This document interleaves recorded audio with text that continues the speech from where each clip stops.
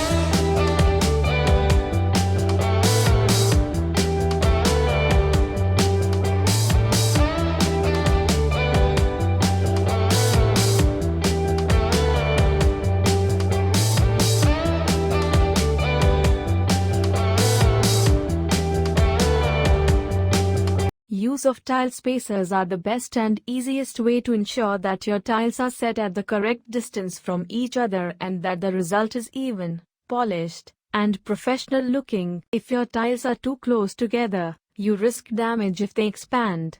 They could also become dislodged or chipped. Tile spacers provide a more secure, durable surface.